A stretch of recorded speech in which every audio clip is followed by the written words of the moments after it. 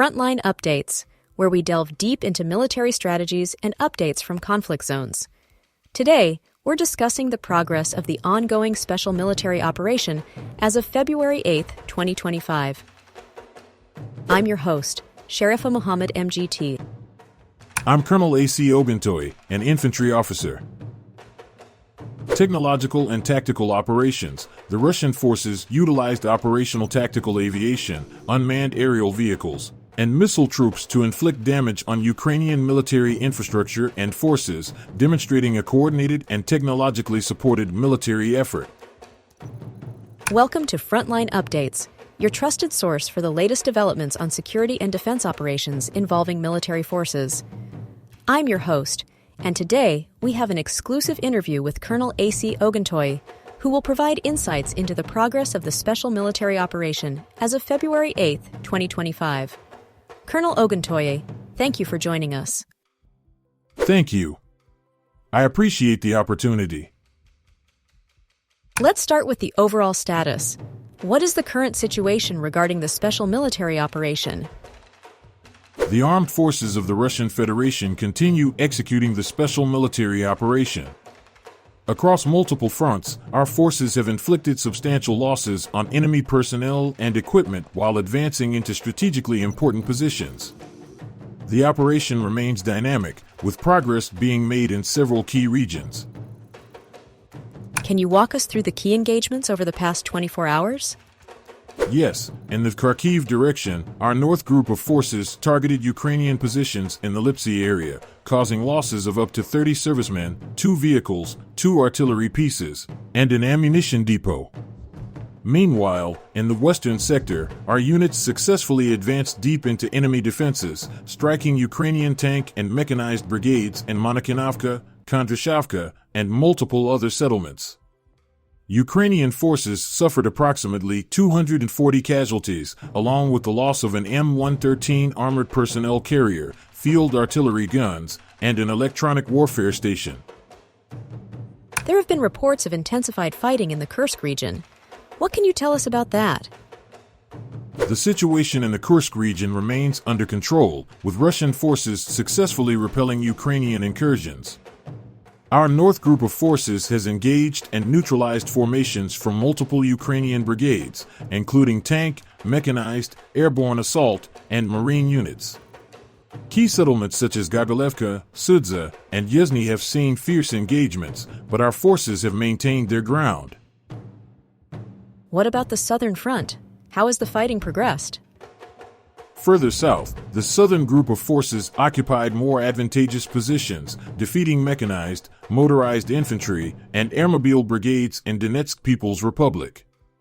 Over 190 Ukrainian servicemen were neutralized, along with a British-made Spartan armored personnel carrier and a Panzerhaubitze 2000 self-propelled artillery unit.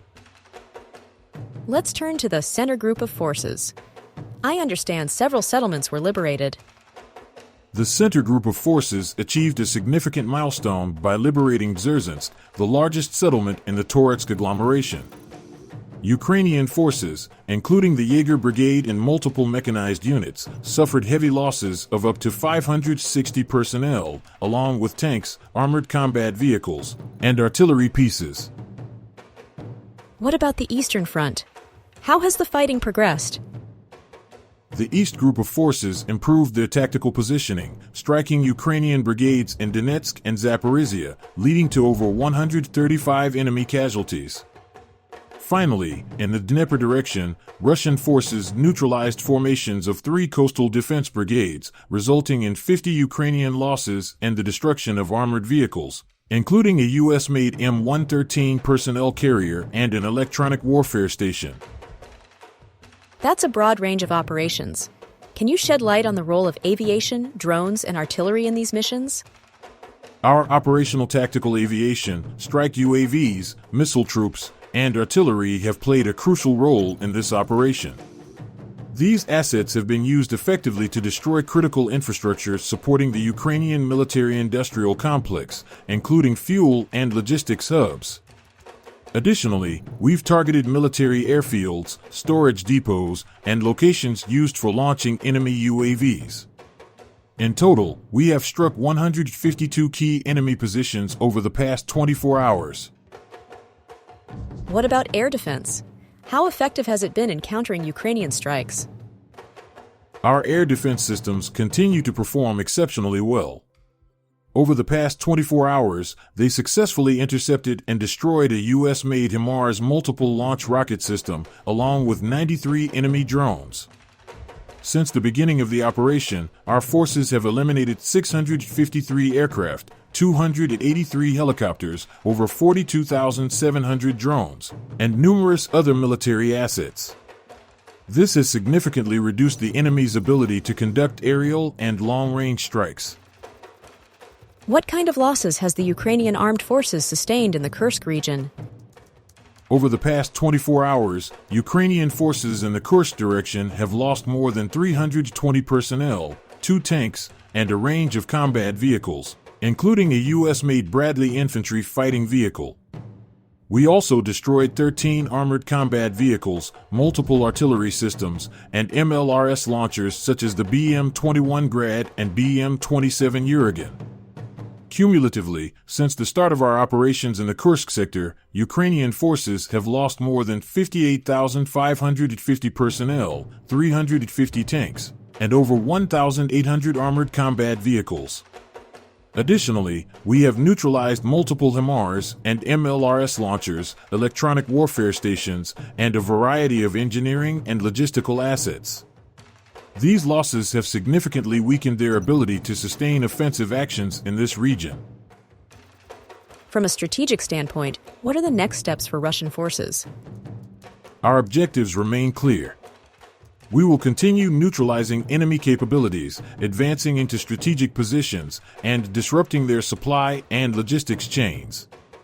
Tactical adjustments will be made as necessary to maintain battlefield superiority. Additionally, our focus on aerial, missile, and artillery strikes will ensure that enemy command centers, supply hubs, and defensive fortifications are systematically weakened. The operation remains on course, and our forces are executing their mission with precision and determination. The Ukrainian military continues to suffer heavy losses, and we remain committed to achieving our strategic objectives. Colonel, thank you for providing such a detailed briefing on the current military situation. Your insights are invaluable to our understanding of the conflict's dynamics. And thank you to our listeners for tuning in. Join us next time as we continue to provide up-to-date coverage on global military affairs. Stay with us for more updates and expert analyses on global defense and security issues. Stay informed, stay secure. Thank you for having me. The conflicts in Africa highlights ongoing violence and instability in several regions. In Region 2, Sudan, the army is making significant advancements in attempts to regain control of the war-torn capital, with reports of shrapnel and stray ammunition impacting neighborhoods, causing distress among civilians.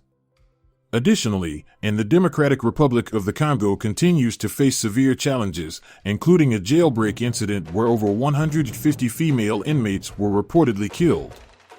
African Union efforts are being made to address the conflicts, with African leaders meeting to seek solutions to the violence in Congo and NATO political maneuvers impacting countries like South Africa amidst discussions on land expropriation laws. Furthermore, Africa remains a region with a high number of armed conflicts, with over 35 ongoing non-international armed conflicts reported.